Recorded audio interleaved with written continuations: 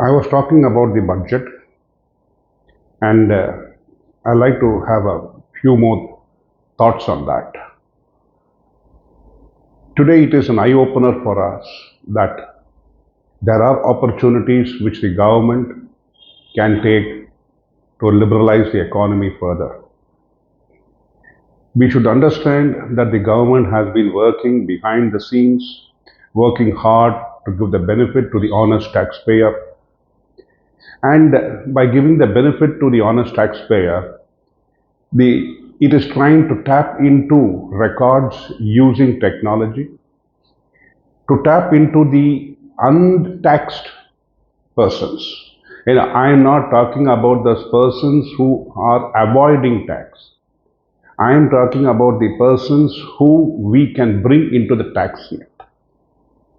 The avoiding of tax is a different perspective which the government will, I'm sure, attend to and take opportunities using the technology, and now with the new what is known as the far-reaching AI, which is just a refinement of the technology which is already available with us.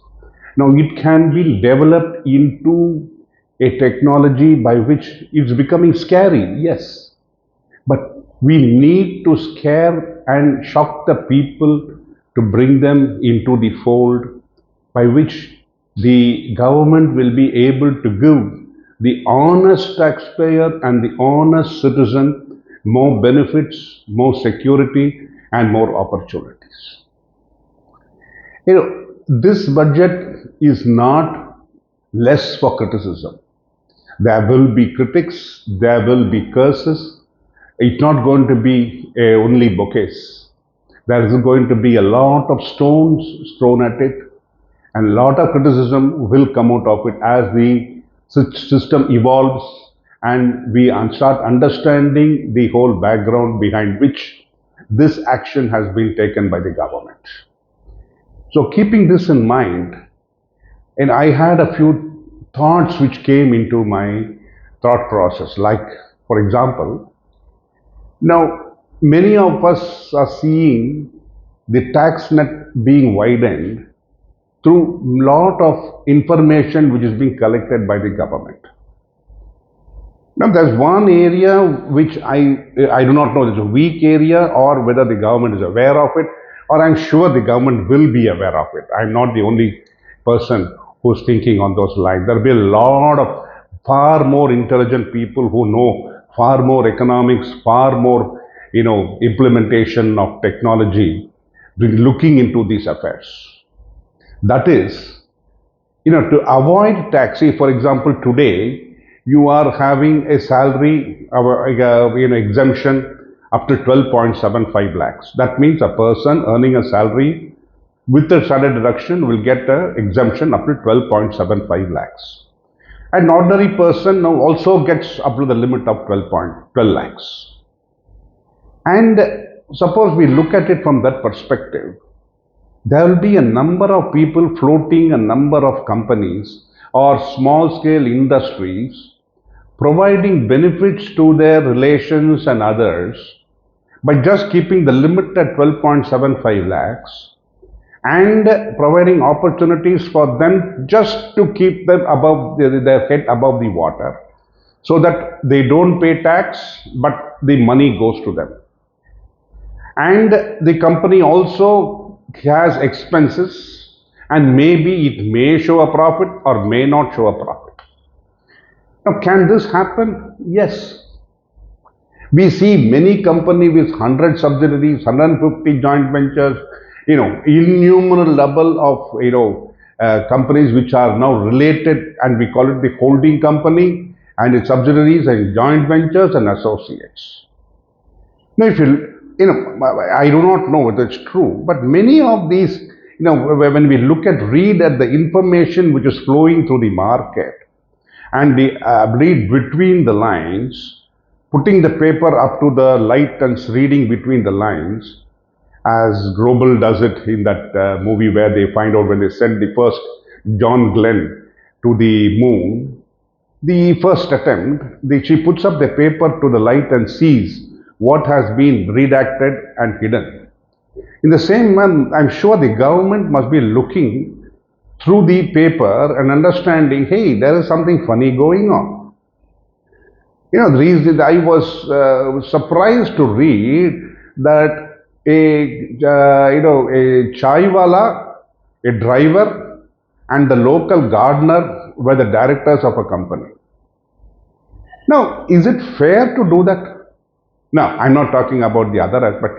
Is it fair, justified for an honest taxpayer to be met with these kind of thought processes? That a chaiwala, a gardener, and a driver are made directors, and money is funneled into it and siphoned off in various methods.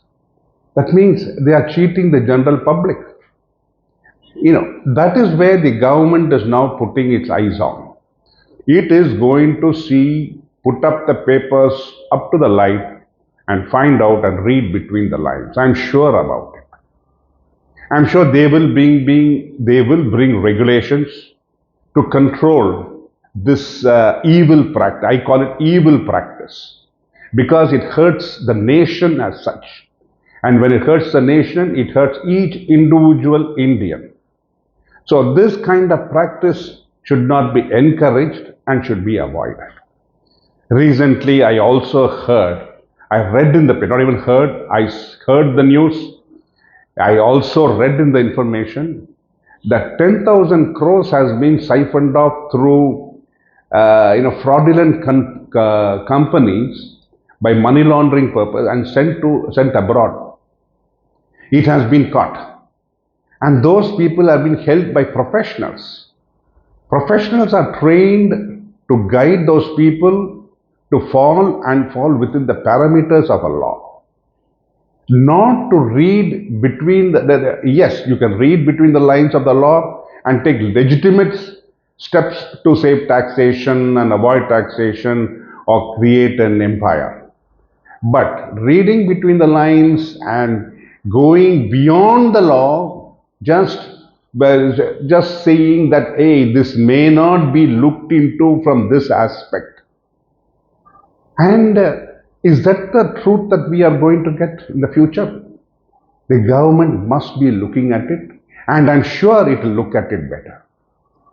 My thoughts or my recommendation to the government will be that where there is a subsidiary or a joint venture or an associate, where the persons are ex-employees of the company, relatives of directors of any type of relative, even a long lost second son, foster son, and adopted son who will come back after 35 years, as you call it, the prodigal son, all that should be analyzed, sifted, and connected.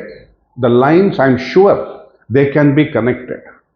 And based on that, the government should take steps to see that those companies which are floated are not for the purpose of siphoning of funds and not for the transfer of funds from A to B, from a genuine investor company to B company to C company to A company, to where the funds are misused and brought back for the purpose of the personal wealth and increase of the of any party.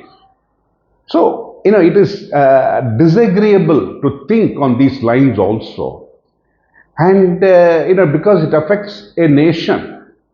See, when you live in a nation which is protecting you, giving you every facility, and you keep doing these kind of, things which are abominable to the structure of the thought process, I think we should rethink our process of how we look at business being done here. Well, I'm sure the government is looking at it, will capture the data, and in future those people are going to be in trouble. Well, they have to face the music. They are not going to escape from the law. In a recent case where we have the government lawmakers who have looked into past cases and found that these have not been attended to be properly by professionals. I like to continue further.